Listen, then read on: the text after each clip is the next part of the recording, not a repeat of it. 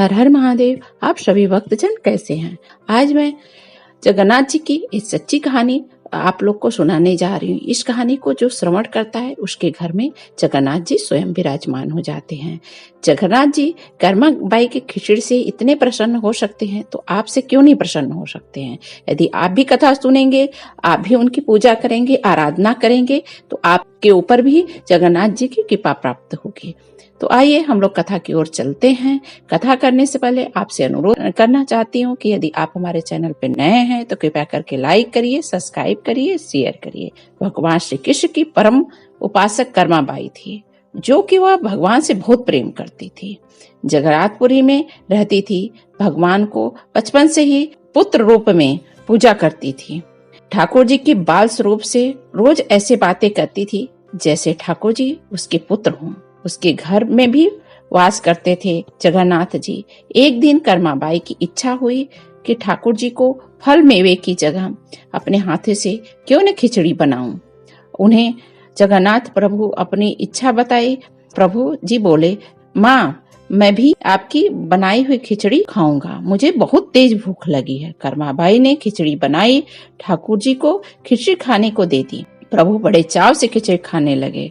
Karma by ये सोच कर कि भगवान को पंखा झलने लगी और गर्म खिचड़ी से मेरे ठाकुर जी के कहीं मुंह न जल जाए, इसलिए वह पंखा चलाने लगी। संसार को अपने मुख में समाने वाले भगवान को कर्मा बाई एक माता की तरह पंखा जलती रही। भगवान भक्त की भावना को भाव विभोर होके आनंद लेते हैं। भक्त वत्सल भगवान ने, माँ मुझे तो खिचड़ी बहुत अच्छी लगी, मेरे लिए आप रोज खिचड़ी पकाया करो, मैं तो यहीं खाऊंगा। अब तो कर्मा बाई जी रोज उठती और सवेरे उठ के खिचड़ी बनाती, बाकी सब काम बाद में करती।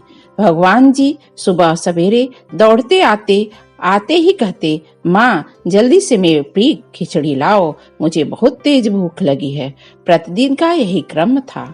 भगवान सुबह सुबह आते, भोग लगाते और खाते और चले जाते। एक बार महात्मा कर्मा बाई के पास आए। महात्मा ने उन्हें सुबह खिचड़ी बनाते देख करके जो नाराज होकर के कहा, माता जी आप क्या कर रही हो? बिना नहाए धोए पूजा करती हो, प्रभु के लिए भोजन बनाती हो। बहुत चिंता हो गई। कर्मा बाई बोले, क्या करूं महाराज जी, संसार जिस भगवान की पूजा अर्चना कर रहे हैं वहीं सुबह उठते हैं, भूखे रह जाएं तो क्या फायदा। यदि मैं बिना नहाए धोए खिचड़ी बनाती हूँ तो आपको क्या? महात्मा ने सोचा शायद कर्मा बाई की बुद्धि कुंद है, वह कुछ समझ नहीं पा रही है, यह तो ऐसे ही बोल रही है जैसे इसकी बनाई खिचड़ी भगवान को बहुत ही अच्छे लगते हों। महात्मा कर्मा बाई को समझाने लगे, माता जी तुम भगवान को अशुद्ध मत करो।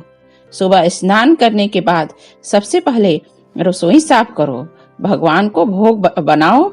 अगले दिन कर्मा बाई ऐसा ही किया। जैसे ही सुबह हुई भगवान आए, बोले, माँ मैं आया हूँ, खिचड़ी लाओ। कर्मा बाई ने कहा, प्रभु अभी मैं स्नान नहीं करी हूँ, रुको, थोड़ी देर रुकोगे तो मैं खिचड़ी बना दूंगी। थोड़ी देर भगवान ने फिर आवाज लगाई, जल्दी करो, मेरे मंदिर के फाटक बंद हो जाएंगे, मुझे जाना है। वह फिर बोली, अभी तो रसोई साफ कर रही हूँ प्रभु। भगवान सोचने लगे, आज माँ को क्या हो गया है, ऐसा तो कभी नहीं करती हैं। फिर वह कर्मा बाई ने खिचड़ी परोसी, तब भगवान ने झटपट भोजन करके खिचड़ी का, परंतु जब खा करके निकले तो उन्होंने अपने मुंह को साफ नहीं किए।